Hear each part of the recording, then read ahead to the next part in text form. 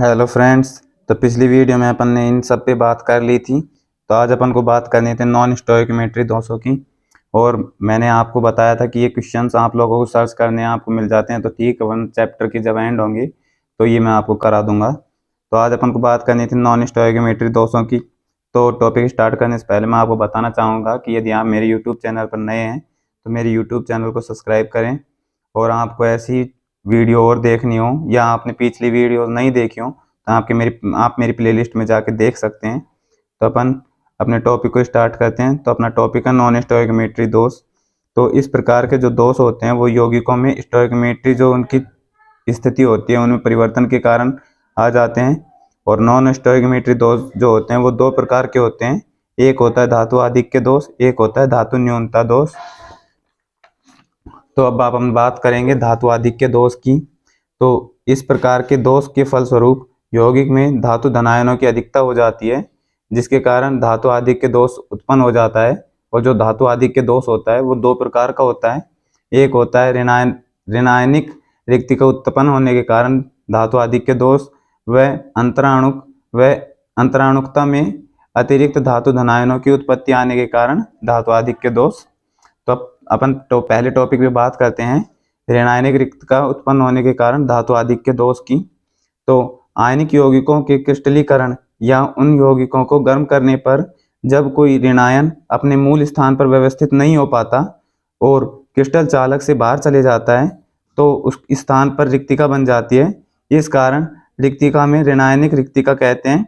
तो जब अपन किसी आयनिक यौगिक को क्रिस्टलीकृत करते हैं या फिर आयनिक यौगिक को गर्म करते हैं तो उनके अंदर जो उनकी मूल स्थिति होती है उनमें ऋणायन व्यवस्थित नहीं हो पाते हैं, जिसके कारण जो ऋणायन होते हैं वो क्रिस्टल चालक से बाहर चले जाते हैं।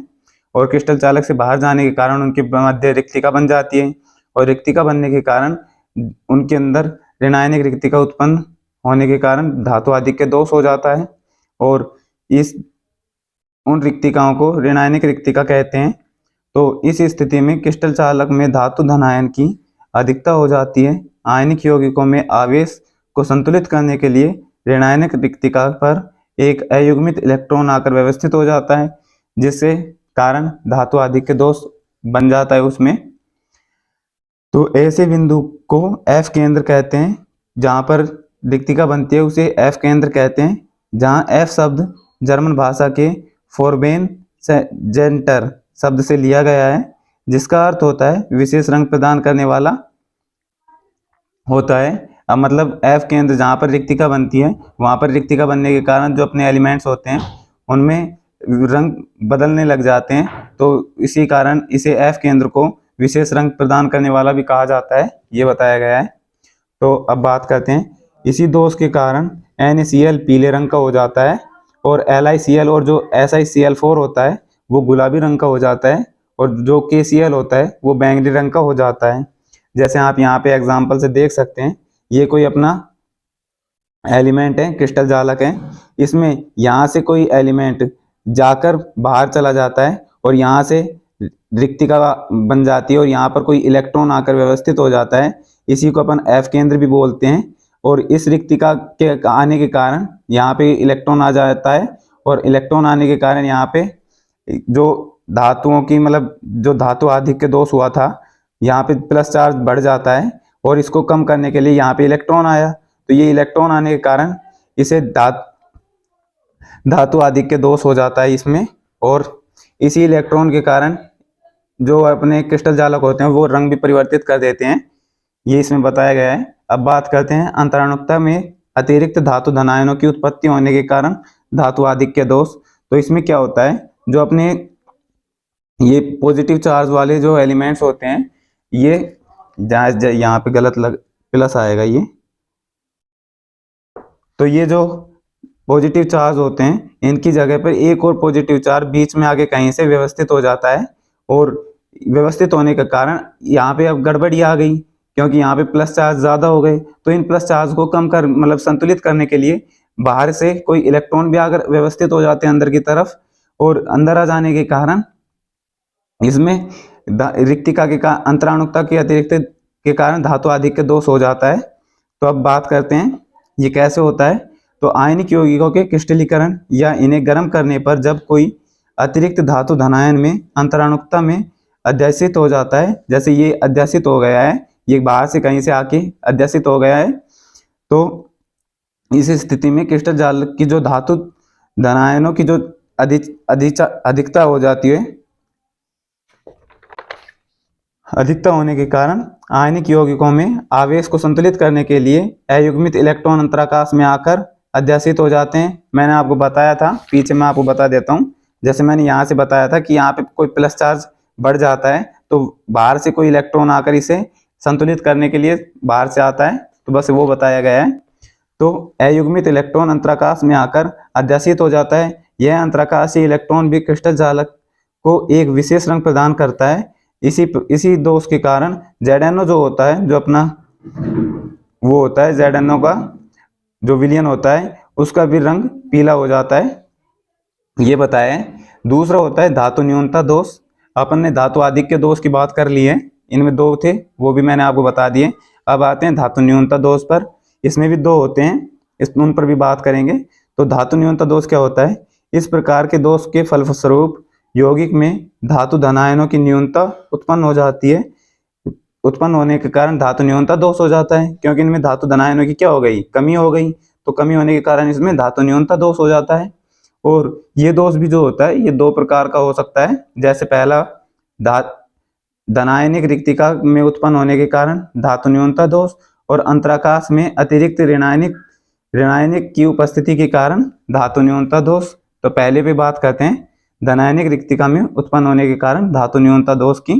तो इसमें क्या होता है, इसमें जैसे यहाँ से कोई M जो पॉजिटिव चार्ज था वो यहाँ से बाहर चला जाता है, और बाहर जाने के कारण इसमें रिक्तिका बन जाती है। और ये जो रिक्तिका होती है, यहाँ पे धनायनों की कमी हो गई, तो धनायनों की कमी के कारण यहाँ पे धातु न्यूनता दोष उत्पन्न हो जाता है। जो एग्जाम्पल के लिए अपन देखें तो FeS और FeO में धातु न्यूनता दोष दिखाया जाता है, और ये जो अपना फिगर था वो धनायनिक रिक्तिका में उत्पन्न होने के कारण धातु न्यूनता दोष का था। तो इस पर बात करते हैं। इस प्रकार के दोष आयनिक यौगिकों के क्रिस्टलीकरण या उन्हें गर्म करने पर धातु धनायन अपने स्थान पर व्यवस्थित नहीं हो पाते हैं एवं क्रिस्टल जालक से बाहर रह जाते हैं। तो इस स्थिति में क्रिस्टल जालक में धातु न्यूनता दोष उत्पन्न हो जाता है। आयनिक यौगिकों के आवेश को संतुलित करने के लिए इस धनायनिक रिक्तिका को निकट में उपस्थित कोई धनायन अपनी ऑक्सीजन अवस्था में वृद्धि कर लेता है, और इसमें जो ये धनायन होते हैं ये जो है ये अपनी ऑक्सीकरण अवस्था में बढ़ोतरी कर लेते हैं, जिससे जो ये रिक्तिका बनी है इसको संतुलित किया जा सके। तो इसको संतुलित करने के लिए ये अपनी ऑक्सीकरण संख्या में बढ़ोतरी कर लेते हैं, ये बताया गया है। अब आप नोट करके कुछ दो बातें लिखेंगे। तो इस प्रकार के दोष वे ही आयनिक यौगिक प्रदर्शित करते हैं जिनमें धातु धनायन परिवर्तित ऑक्सीकरण अवस्था प्रदर्शित करते हैं। मतलब कोई भी ऐसे एलिमेंट, ऐसे जो धातु धनायन होते हैं, जो भी ऐसे एलिमेंट होते हैं जो अपनी ऑक्सीकरण अवस्था को परिवर्तित कर सकते हैं, वही ये धातु न्यूनता दोष दर्शाते हैं।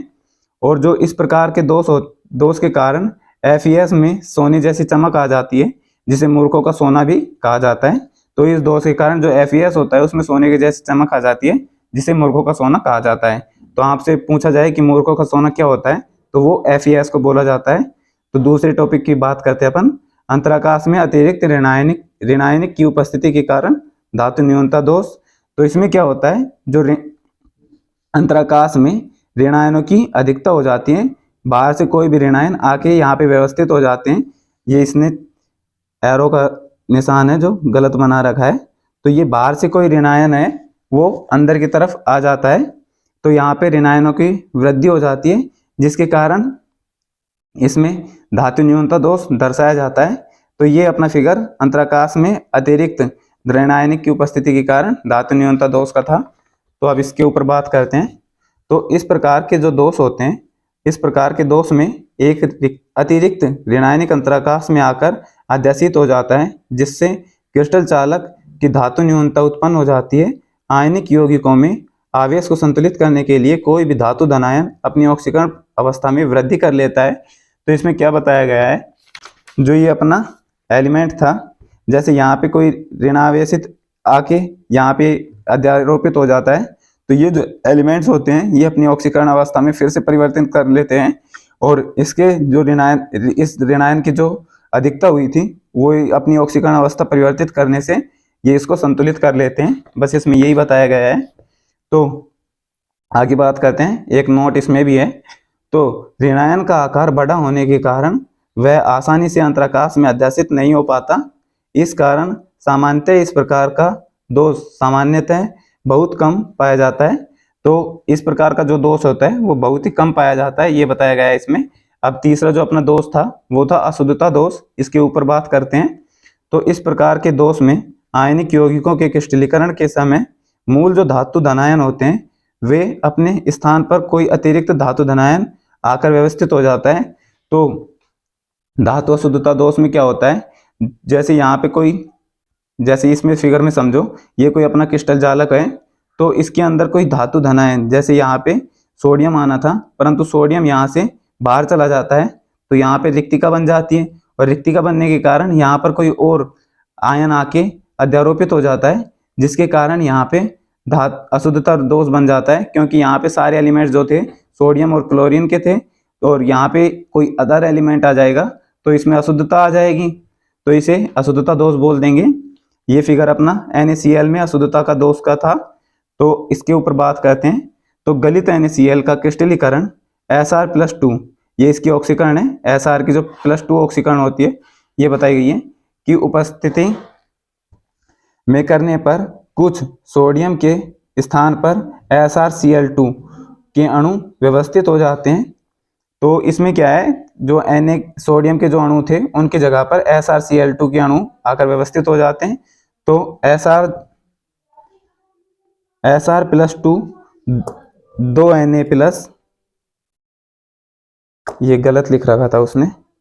तो Sr+2 ऑक्सीकरण अवस्था वाला जो एलिमेंट होता है वो Na+ वाले आयन के आयनों को व्यवस्थित करता है।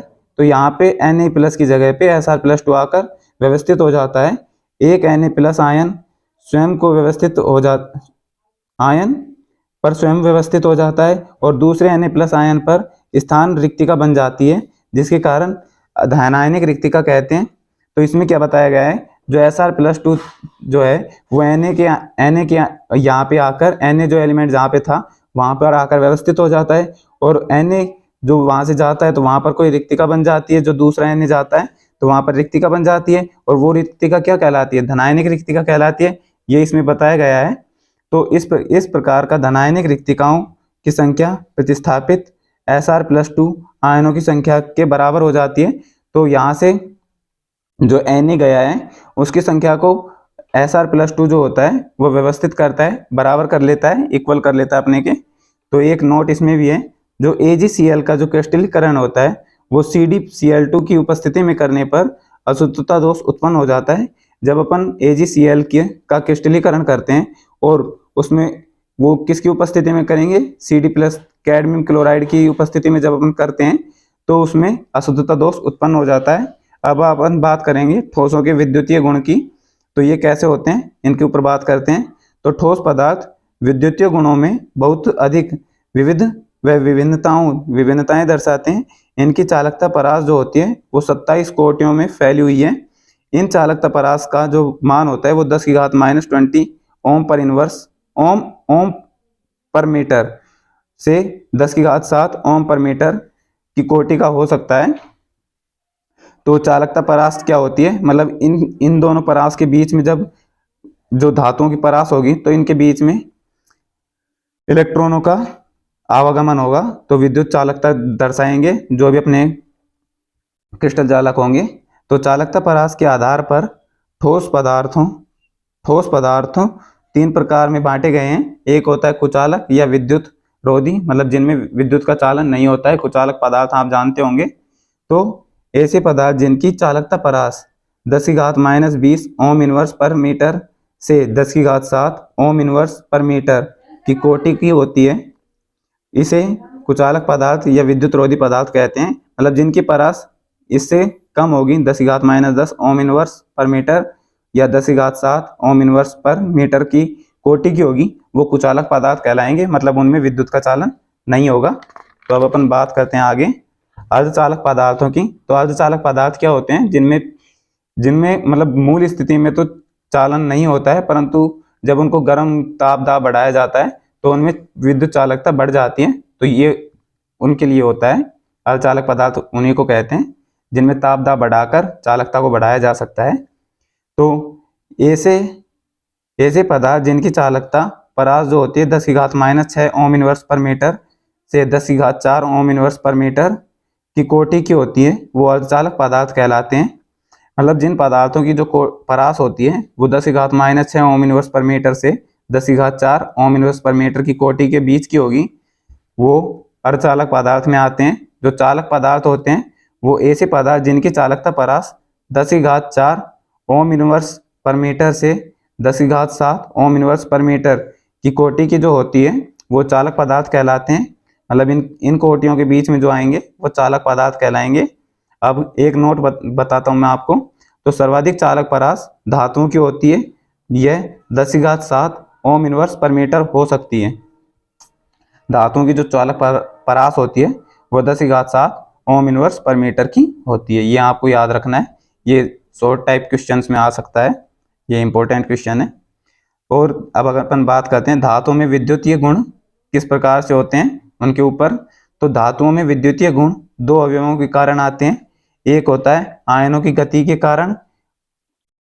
अब आयनों की गति के कारण किस प्रकार से होता है उस पर बात करते हैं। वे पदार्थ जिनकी विद्युतीय धारा में प्रवाह में आयनों की गति के कारण होता है आयनिक चालक कहलाते हैं। मतलब वे पदार्थ जिनके आयन विद्युतीय धारा के प्रवाह में गति करने लग जाते हैं तो उनको आयनिक चालक कह लेते हैं। और दूसरा होता है इलेक्ट्रॉन की गति के कारण विद्युतीय चालन। तो जब इलेक्ट्रॉन गति करेंगे तो इलेक्ट्रॉन विद्युतीय चालन कहलाएंगे। तो वे पदार्थ जिनमें विद्युत धारा का चालन इलेक्ट्रॉन की गति के कारण होता है वो इलेक्ट्रॉनिक चालक कहलाते हैं। मतलब जिनमें आयनों की गति के कारण होगा चालन विद्युत का उन्हें आयनिक चालक, और जिनमें विद्युत का चालन इलेक्ट्रॉन की गति के कारण होगा उन्हें इलेक्ट्रॉनिक चालक कहते हैं। तो कुछ पदार्थ जिनमें विद्युत धारा का जो चालन है वो इलेक्ट्रॉन व आयनों की गति के कारण होता है, वे मिश्रित चालक कहलाते हैं। मतलब जिन पदार्थों में इलेक्ट्रॉन के कारण और आयनों की गति के कारण, दोनों के कारण जो चालन होगा उन्हें अपन मिश्रित चालन कहते हैं। तो अब अपन बात करते हैं आगे। धातुओं में विद्युत धारा का चालन इलेक्ट्रॉन की गति के कारण होता है। मतलब जो धातु होते हैं उनमें जो विद्युत धारा का जो चालन होता है वो इलेक्ट्रॉन की गति के कारण होता है। इस कारण ये ठोस व गलित दोनों अवस्था में विद्युत का चालन कर सकते हैं। मतलब विद्युत के सुचालक होते हैं।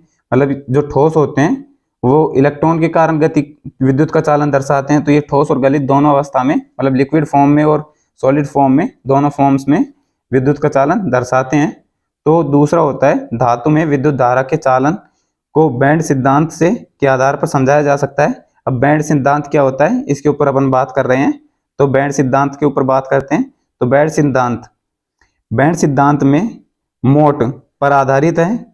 बैंड सिद्धांत जो है वो मोट पर आधारित है। अब मोट क्या है ये मैं आपको बताऊंगा। जिसके अनुसार परमाणुीय कक्षक आपस में अतिव्यापन कर आणविक कक्षकों का निर्माण कर लेते हैं। धातुओं में आणविक कक्षकों की ऊर्जा इतनी पास पास होती है कि ये एक दूसरे पर व्यवस्थित होकर बैंड या पहिया या पट्टी का निर्माण कर लेते हैं, जिसे बैंड सिद्धांत कहते हैं। और बैंड सिद्धांत जो होता है वो दो प्रकार का होता है। अब मोट क्या होता है, मतलब जब कोई भी अणु आपस में पास पास आकर आणविक कक्षकों का निर्माण कर लेते हैं तो उसे मोट कहते हैं। और इनके पास पास आने के कारण आणविक कक्षकों का जो निर्माण हो जाता है तो ये एक पट्टिका या बैंड या पहिए के रूप में व्यवस्थित हो जाते हैं, जिसे बैंड सिद्धांत बोल देते हैं। और ये जो बैंड सिद्धांत होता है ये दो प्रकार का होता है। तो संयोजी बैंड के ऊपर बात करते हैं। एक होता है संयोजी बैंड, एक होता है चालन बैंड। तो अब अपन बात करेंगे संयोजी बैंड के ऊपर। तो ऐसी बैंड जो पूर्णतः इलेक्ट्रॉन से भरी हो संयोजी बैंड कहलाती है। मतलब जो बैंड पूर्णतः मतलब 100% इलेक्ट्रॉन से भरी होती है उसे संयोजी बैंड कहते हैं। और चालन बैंड ऐसी बैंड जो पूर्ण रिक्त या आणविक रूप से इलेक्ट्रॉन से भरी हो उसे चालन बैंड कहते हैं। मतलब जिसमें आधी बैंड खाली हो या फिर पूर्ण रूप से खाली हो तो उसमें जो चालन होता है वो चालन बैंड के कारण होता है, उसको चालन बैंड बोल देते हैं, जिसमें आणविक रूप से इलेक्ट्रॉन भरे हों। ये याद रखना, उसमें पूरे इलेक्ट्रॉन नहीं भरे होंगे, कुछ इलेक्ट्रॉन खाली होंगे उसमें, बस ये याद रखना है आपको। तो बैंड सिद्धांत के आधार पर भी ठोस पदार्थों को 3 भागों में बांटा गया है। तो वो कौन कौन से हैं उनके ऊपर बात कर लेते हैं। जैसे आप यहाँ पे देखिए, जो चालन होता है इसमें देखिए जो इलेक्ट्रॉन होते हैं वो पूर्णतः भरे होते हैं। तो ये किसका उदाहरण आ गया है? संयोजी बैंड का। और ये किसका उदाहरण है? ये चालन बैंड का, क्योंकि यहाँ पे जो इलेक्ट्रॉन्स होते हैं वो खाली हैं, यहाँ पे भरे हुए हैं, और ये चालन पदार्थ हैं। अब दूसरा देखिए आप, जैसे यहाँ पे अतिव्यापन हो जाता है, यहाँ पर एक इलेक्ट्रॉन्स की लेयर बन जाती है, और यहाँ पे ऊपर की तरफ इलेक्ट्रॉन्स नहीं है और नीचे की तरफ इलेक्ट्रॉन जो होते हैं वह भरे हुए होते हैं। तो जो नीचे वाला हिस्सा होता है वो संयोजी बैंड का हो जाता है, और जो ऊपर का जो खाली हिस्सा हो जाता है वो चालन बैंड के अंदर आ जाता है। और ये अतिव्यापन करके यहाँ पे एक इलेक्ट्रॉन की लेयर बना लेते हैं, जो अतिव्यापित क्षेत्र कहलाता है, ये बताया गया है। अब इसमें देख सकते हैं आप, ये भी वही समझा रहे हैं, यहाँ पे चालन बैंड आ गया, यहाँ पे संयोजी बैंड आ गया, और ये जो स्थान था वो ऊर्जा अंतराल का है, क्योंकि यहाँ पर कोई इलेक्ट्रॉन्स नहीं है, तो ये ऊर्जा अंतराल आ गया। और ये ऊर्जा अंतराल जो है वो ज्यादा होता है, यहाँ पे ज्यादा है, और ये इसमें भी आप देख सकते हैं यहाँ पे जो ऊर्जा अंतराल है वो बहुत कम है, और ये जो ऊपर वाला हिस्सा है यहाँ पे इलेक्ट्रॉन्स नहीं है, तो ये चालन बैंड के अंदर आ गया, और यहाँ पे इलेक्ट्रॉन्स भरे हुए हैं, तो ये संयोजी बैंड के अंदर आ गया। अब ये जो 2 फिगर्स थे अपने वो चालक पदार्थ के थे, और ये जो 2 फिगर्स थे वो कुचालक पदार्थ या विद्युत रोधी पदार्थ के थे, और ये जो था वो अर्धचालक पदार्थ के था, क्योंकि अर्धचालक में जो ऊर्जा अंतराल होता है वो ज्यादा होता है, उसके कारण इनके अंदर जो चालन होता है वो नहीं हो पाता है। परंतु अर्धचालक पदार्थों में क्या है, यहाँ से ऊर्जा अंतराल बहुत कम होता है, जिसके कारण इलेक्ट्रॉन वो यहाँ से ऊर्जा लेके ये चालन बैंड में चले जाते हैं, तो यहाँ पे इलेक्ट्रॉनों का जो चालन, वो विद्युत का जो चालन है वो हो जाता है, जिस कारण यहाँ पे ये अर्धचालक पदार्थों में आ जाते हैं। अब बात करते हैं चालक पदार्थों की। इस प्रकार के पदार्थों में संयोजी बैंड ठीक ऊपर तथा चालन बैंड परस्पर अतिव्यापन होता है। इस कारण इसे विद्युत क्षेत्र में रखने पर इलेक्ट्रॉन जो है वो आसानी से संयोजित बैंड से चालन बैंड में चले जाते हैं, जिसके कारण फलस्वरूप विद्युत का चालन दर्शाते हैं। वही जो मैंने आपको बताया था कि संयोजी बैंड से इलेक्ट्रॉन जो होते हैं वो चालन बैंड में चले जाते हैं, तो यहाँ पे जो विद्युत का चालन है वो हो जाता है, तो ये चालक पदार्थ में आ जाते हैं। तो कुचालक पदार्थ, इस प्रकार के पदार्थ में चालन बैंड व संयोजी बैंड के मध्य वंचित ऊर्जा अंतराल अधिक होता है, जिसके कारण जो विद्युत क्षेत्र होता है, विद्युत क्षेत्र की उपस्थिति में ताप बढ़ाने पर भी इलेक्ट्रॉन संयोजी बैंड से चालन बैंड में नहीं पहुंच पाते हैं, क्योंकि उनके बीच का जो ऊर्जा अंतराल था वो बहुत ज्यादा था। तो वहां पे चाहे अपन कितनी भी ऊर्जा दे लें, जो इलेक्ट्रॉन्स होते हैं वो चालन बैंड में नहीं जा पाते हैं, तो उसी कारण से वहां पे विद्युत का चालन नहीं हो पाता है, जिसके फलस्वरूप विद्युत धारा का चालन नहीं हो पाता है। और ये जो पदार्थ होते हैं ये कुचालक पदार्थ या विद्युत रोधी पदार्थों में आ जाते हैं। अब बात करते हैं अर्धचालक पदार्थों की। तो इस प्रकार के जो पदार्थ होते हैं, इस प्रकार के पदार्थों में चालन पदार्थ व संयोजी पदार्थ के मध्य ऊर्जा अंतराल अपेक्षाकृत, जो कुचालक पदार्थ थे उनके जो अपेक्षाकृत हैं वो कम होता है ऊर्जा अंतराल, जिसके कारण विद्युत क्षेत्र की उपस्थिति में ताप बढ़ाने पर, जब अपन अर्धचालक पदार्थों का ताप बढ़ाते हैं, जब उनका टेम्परेचर देते हैं, तो कुछ इलेक्ट्रॉन जो संयोजी बैंड में थे वो चालन बैंड में चले जाते हैं, जिसके कारण विद्युत का जो चालन होता है वो अल्प मात्रा में होता है, और ये चालन दर्शाते हैं। तो ये बताया गया है कि यहाँ से जो इलेक्ट्रॉन्स होते हैं, जो यहाँ से देखिए, तो यहाँ से जो इलेक्ट्रॉन्स होते हैं अर्धचालक में, क्योंकि यहाँ पे वर्जित ऊर्जा जो अंतराल है वो बहुत कम है, तो यहाँ पे जब अपन टेम्परेचर देंगे तो यहाँ से जो इलेक्ट्रॉन है वो कुछ इलेक्ट्रॉन चालन बैंड में चले जाते हैं। तो चालन बैंड में जाने के कारण यहाँ पे जो वो विद्युत का चालन होता है वो हो जाता है, जो अति अल्प होता है, जिसके कारण ये विद्युत का अल्प चालन दर्शाते हैं। बस ये बताया गया है इसमें, और इनका चालन हो जाता है, तो इसी कारण ये अर्धचालक पदार्थों में हो जाता है, क्योंकि ये जो सामान्य अवस्था होती है उसमें तो ये चालन दर्शाते नहीं है, परंतु जब अपन इसको टेम्परेचर देते हैं तो ये चालन दर्शा देते हैं, जिस कारण ये चालन पदार्थों में चले जाते हैं।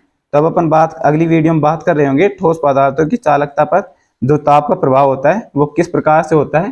तो ये आई होप आपको ये वीडियो अच्छी लगी होगी। आपको ये वीडियो अच्छी लगी हो तो आप मेरे यूट्यूब चैनल को सब्सक्राइब करें। और thanks for watching, thanks for subscribe.